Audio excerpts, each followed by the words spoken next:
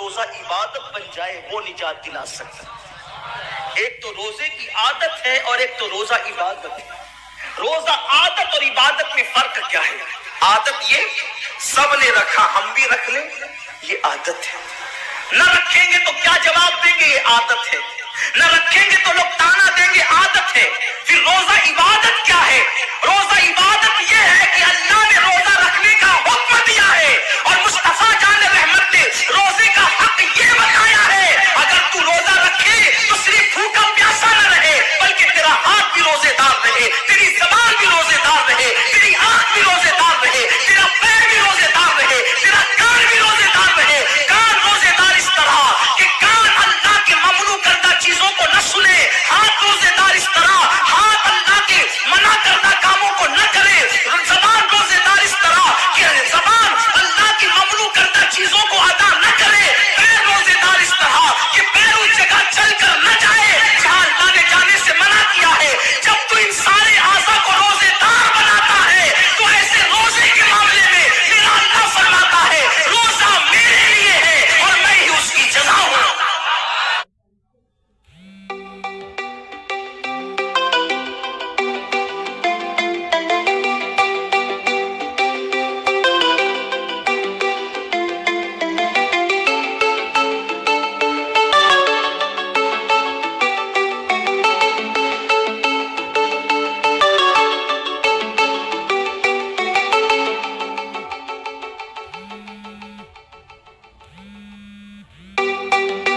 عمل کی جزا جنت ہے، روزے کی جزا خدا کی ذات ہے۔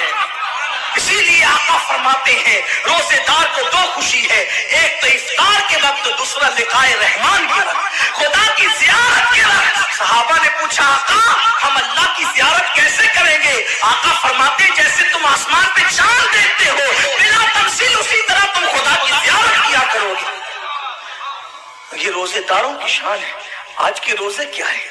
جس میں جھگڑا، جس میں غیبت، جس میں چغلی، جس میں فساد۔ روزے کو عادت مت بناؤ، روزے کو عبادت بناؤ۔ احساس مٹ گیا، عبادتوں کا احساس مٹ گیا، گناہوں کا احساس ختم ہو گیا۔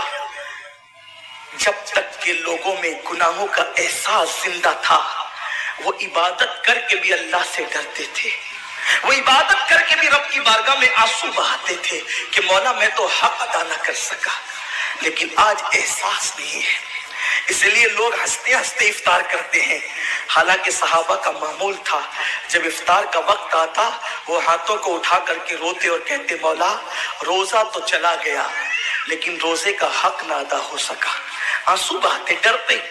لیکن آج ایسا کچھ بھی نہیں ہے، ہماری ساری نیتیں تو دسترخوان پہ لگی ہوتی ہے افطار کے وقت۔ آئیے ایک بات نکل آئی، احساس گناہ۔ کیا ہے احساس گناہ؟ آقا نے فرمایا نا کہ جب رمضان شریف کا حق ضائع کر دو گے تو اللہ تم سے عزت کو چھین لے گا، تم ذلیل و رسوا ہو جاؤ گے۔ احساس ختم ہے گناہ کا، اسی لیے رمضان شریف میں بھی گناہ کرتے ہیں، اور گناہ کر رہے ہیں تو ذلیل ہو رہے ہیں۔ احساس کسے کہتے ہیں؟ احساس یہ کہ میں نے کیا کیا، چھوٹے سے گناہ کو بڑا سمجھنا میں نے کیا کیا۔ ایک خاتون بارگاہ رسالت میں آئی اور عرض کیا یا رسول اللہ مجھ سے زنا ہو گیا ہے، میں نے بہت بڑا جرم کر لیا ہے، آپ مجھ پہ حد لگا دیں، حد جاری کر دیں تاکہ میں گناہ سے پاک ہو جاؤں۔ اللہ کے حبیب نے احساس گناہ دیکھ کر کے فرمایا کہ جا ابھی تیرے پیٹ میں بچہ ہے، تیرے جرم کی سزا تیرے پیٹ کے بچے کو نہیں دی جا سکتی، اگر تجھ پہ حد لگے گی تو وہ بچہ بھی ختم ہو جائے گا، جب بچہ پیدا ہو جائے اس کے بعد آنا۔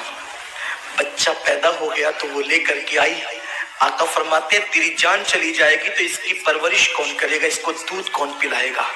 چاہے اس کو دودھ پلا اس وقت تک جب تک یہ کھانے نہ لگے۔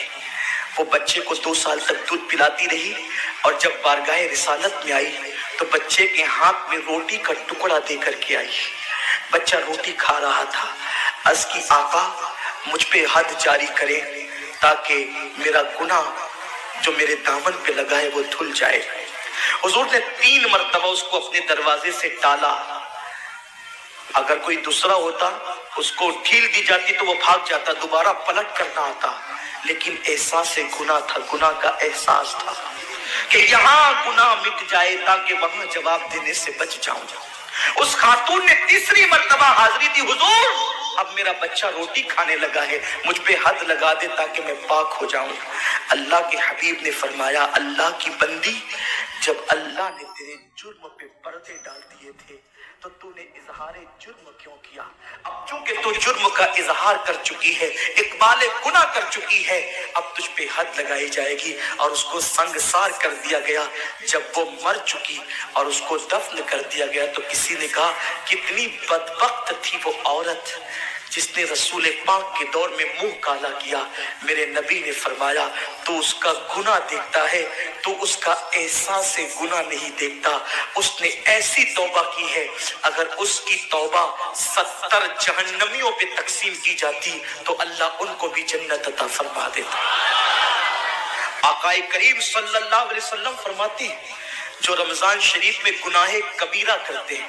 اب گناہ کبیرہ کی بہت بڑی تعریف ہے, اس کو نہیں بیان کروں گا, لیکن جو گناہ کبیرہ بڑا گناہ کرتے ہیں, پہلی بات تو چونکہ میرا مسلک صوفیہ ہے, صوفیہ سے کسی نے پوچھا کہ گناہ بڑا کیا ہے.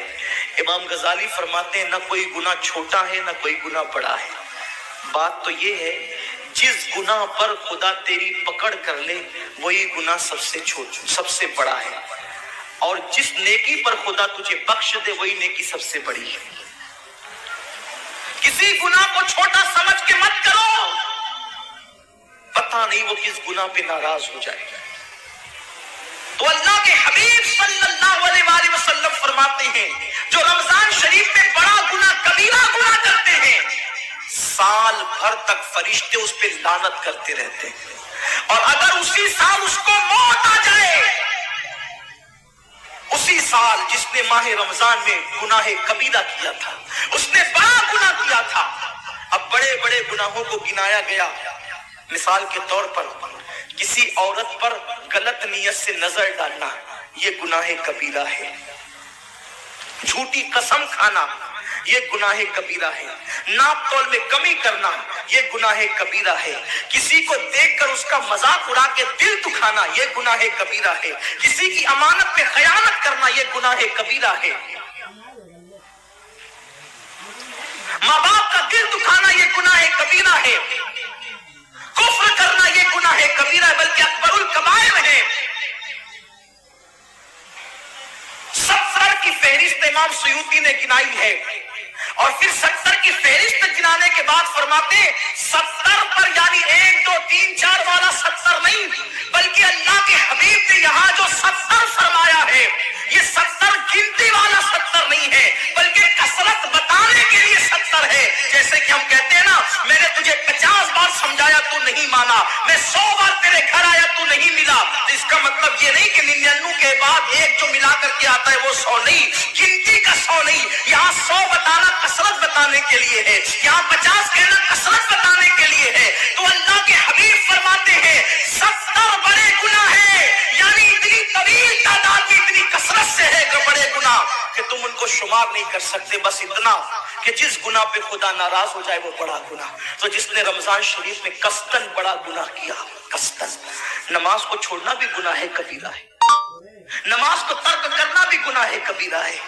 میرے آقا صلی اللہ علیہ وسلم کے دیوانوں, کھیل کود میں وقت کو ضائع کرنا, وقت کا ضیاع, یہ بھی گناہ کبیرہ ہے. آقا فرماتے جس نے رمضان شریف میں گناہ کبیرہ کیا, اس رمضان سے لے کر آنے والے رمضان شریف تک فرشتے اس پہ لعنت کرتے. یہ لعنت کیا ہے؟ لعنت سمجھتے ہیں؟ لعنت کا مطلب یہ ہے جس پہ لعنت پڑی وہ ہمیشہ کے لیے اللہ کی رحمت سے دور ہو گیا. انسان کی لعنت کیا ہے؟ انسان کی لعنت, ایک جانور پر حضور علیہ الصلوۃ والتسلیم کسی صحابی کے جانور پر بیٹھے تھے, وہ دھیرے چل رہا تھا. کسی نے کہہ دیا کہ اس پہ لعنت ہو, یہ دھیرے چلتا ہے. حضور علیہ السلام نے اس جانور کے نیچے اتر کر فرمایا جس پہ لعنت کر دی گئی میں اس جانور پہ سواری نہیں کر سکتا. یہ ایک انسان کی لعنت کا اثر ہے.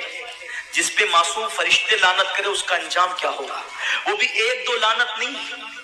رمضان شریف کو چھوٹا مت سمجھیے. 1 کے 70 پر آپ کی نظر ہے गुनाह नेकियों की कसरत पे आपकी नजर है, गुनाहों की तबाही पे आपकी नजर नहीं है।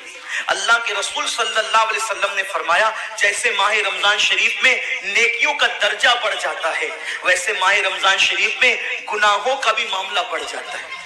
यानी अगर रमजान शरीफ में तुम एक गुनाह करोगे तो और दिनों के अंदर जो गुनाह करते थे, अब उस गुनाह से ज्यादा तुम्हें अजाब दिया जाएगा, क्योंकि आपने माह रमजान की हुर्मत को पामाल किया है, आपने माह रमजान शरीफ की इज्जत को पामाल किया है। तो सोचो, इंसान की लानत पड़े, ये हाल है। तो जिस पे फरिश्तों की, वो भी एक दो नहीं, पूरे साल तक फरिश्ते लानत करते हैं। और अल्लाह के नबी सादी को मस्तूक नबी ने फरमाया कि अगर वो उसी साल रमजान शरीफ आने से पहले पहले मर जाए तो उसके पास कोई नेकी नहीं होगी जो उसको जहन्नम की आग से बचा सके, और उसका ठिकाना तो जहन्नम ही होगा। खुदा के लिए अपने हाल पे रहम करो, अपने आप को जहन्नम का ईंधन मत बनाओ। हमारा जिस्म इतना ताकतवर नहीं है कि हम अपने जिस्म पर जहन्नम के अजाब को बर्दाश्त कर सके। मेरी कौम के जवानों, अपनी जवानी पे इतराने वालों, अपनी कुव्वत पे नाश करने वालों, अल्लाह के रसूल सल्लल्लाहु अलैहि वसल्लम फरमाते हैं कि जहन्नम की आग की एक चिंगारी अगर दुनिया के समुंदर में डाल दी जाए तो दुनिया के सारे समुंदर आग से भड़कने लगे। उस चिंगारी को, वो जहन्नम की चिंगारी को समुंदर ठंडा नहीं कर सकते, बल्कि समुंदर को वो एक चिंगारी भड़का देगी और समुंदरों के अंदर आग लग जाएगी। जो एक चिंगारी सारे समुंदर को भड़का दे, अल्लाह अकबर, उस जहन्नम के अंदर ये छोटा सा वजूद, जो छोटी सी, अल्लाह अकबर, अगरबत्ती के चक्के को बर्दाश्त नहीं कर सकता, जो चिराग की लौ की तेज को, जो चिराग की लौ की हरारत को बर्दाश्त नहीं कर सकता, जो सिगरेट के चक्के पर बेकरार हो जाता है, ये छोटा सा वजूद जब जहन्नम के अंदर दाखिल किया जाएगा, उस वक्त इस वजूद का क्या होगा। मेरे आका मुस्तफा जान रहमत फरमाते हैं कि जब पहाड़ों को जहन्नम में डाला जाएगा तो पहाड़ ऐसे पिघलने लगेंगे जैसे नमक को पानी में डालने से नमक पिघलने लगता है।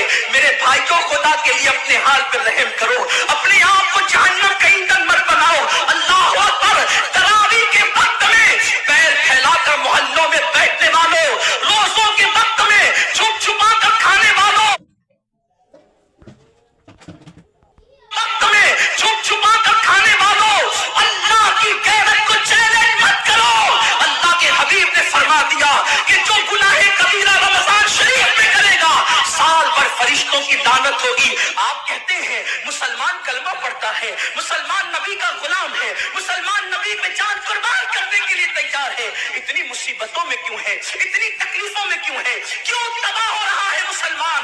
अरे जिस पर फरिश्ते पूरी साल साल लानत करे, वो कौम तबाह न होगी तो क्या होगा, उस कौम के घर न जलेंगे तो क्या होगा, उस कौम की बेटियों की आबरू न लूटेगी तो क्या होगा, वो कौम गुर्बत की चक्की में न पिसेगी तो क्या होगा।